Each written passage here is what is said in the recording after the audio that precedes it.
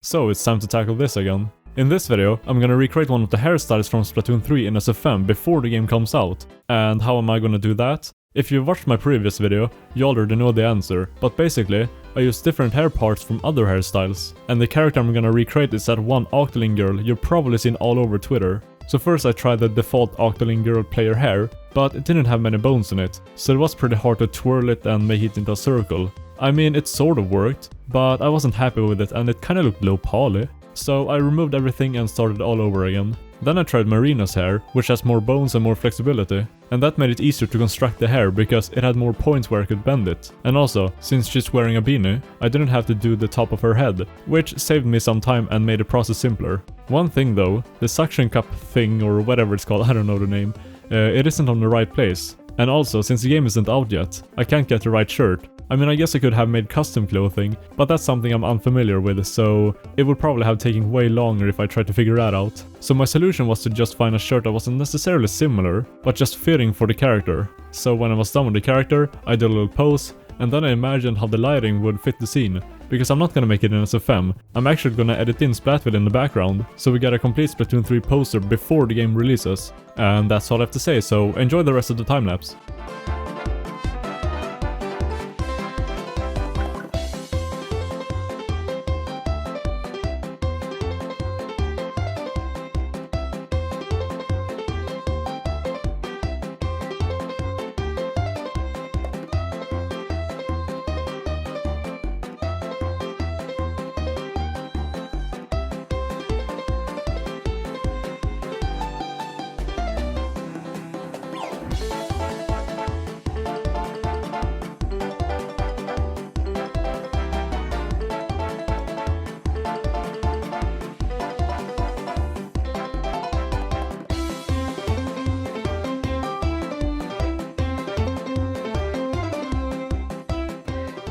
Okay, so I'm done now, and I think this result is quite nice actually. The actual poster isn't like anything special, but the highlight is obviously the hairstyle, so let's talk about that. I'm quite happy with the hairstyle. It's not quite the same. You see the suction things, I don't know what they're called, but whatever. They are lower down on the original one, if you compare it to mine. These are higher up, but I couldn't really figure out how to make it work, so I went with this and still, it looks good. If we compare it to this hairstyle, I think this one is better. Maybe because I have more knowledge in making custom hairstyles, or I don't know, but I'm more happy with this one. It's quite messy and kinda, to be fair, it was pretty hard making a braid. I think this was easier to begin with, but still looks better. And also she wears a beanie, so it's easier to like mask your mistakes, I guess. You don't have to do the entire head. You can just do the front side here, and like on this one you have to do the entire head, and